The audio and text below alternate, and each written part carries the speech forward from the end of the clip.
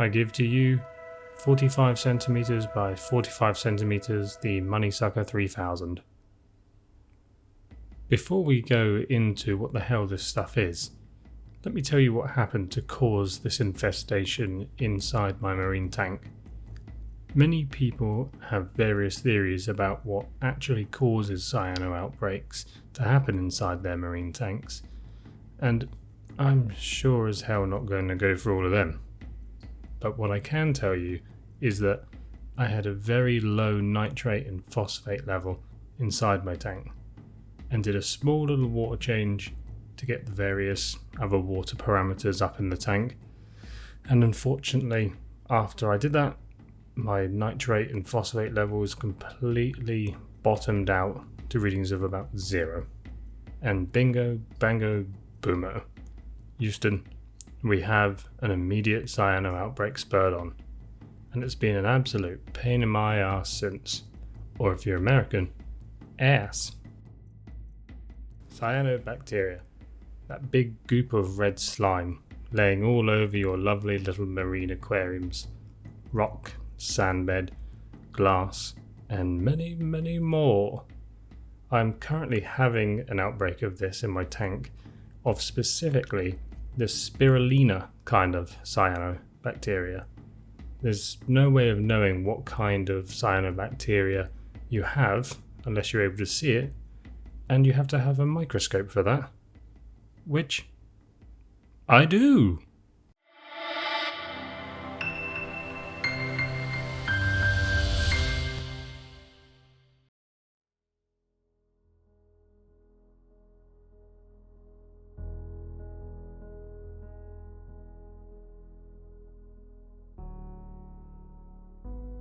Now, what the hell is it, as I said? Well, specifically, Spirulina is a type of cyanobacteria and belongs to a group of microorganisms called prokaryotes. They can be identified by their curly cellular formation. The single-celled microbe is often commonly referred to as the blue-green algae, although it's not an algae at all, even the slightest. As with plants, cyanobacteria can also produce energy from sunlight using photosynthesis.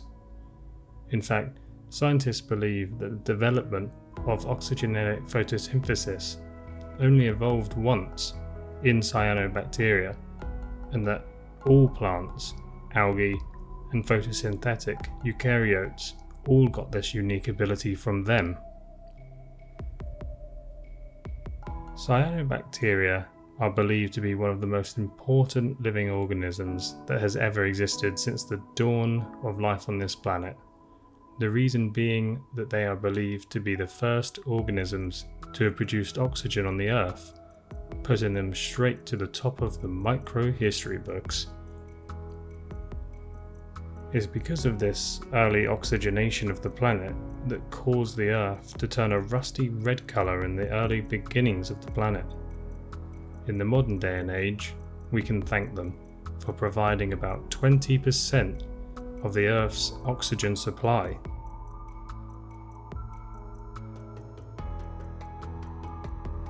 Now, if you're still here with me by 4 minutes into this video, then you are a hero, because let's be honest, it's not the most interesting thing to look at and watch, but then it's bacteria, and bacteria are just in general a bit meh.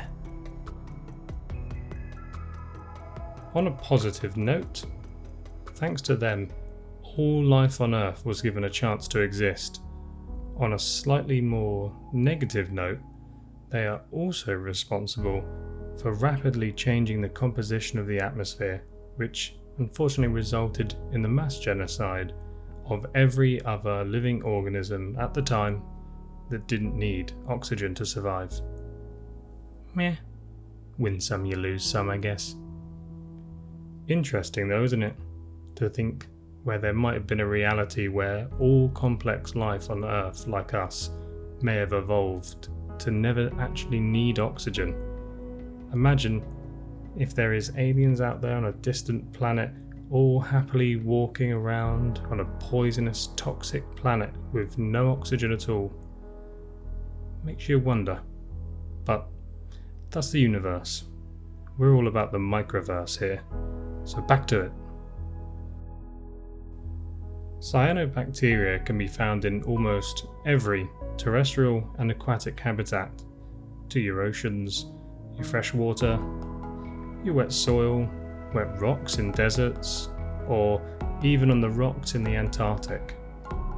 They can form as planktonic cells unable to swim against the current, or form as phototrophic biofilms, where they collect as a big mass of cells clumped together, like you can see, like this red slime crap in my tank.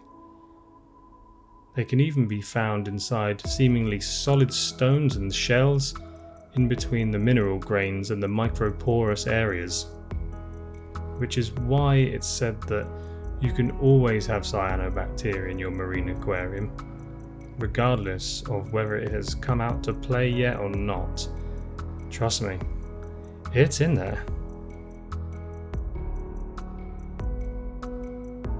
Some species of cyanobacteria are endosymbionts and can live in lichens, plants and various protists, and are able to provide energy for their host organism from photosynthesis, which then they create amino acids for the host to survive on. Cyanobacteria prefer to grow in places like ponds, lakes, where the water flow is calm and still. This is the reason why marine aquariumists, people who like aquariums, like a good level of water flow in their tank, as the life cycles of the cyanobacteria are disrupted when the water is naturally or artificially chucked around.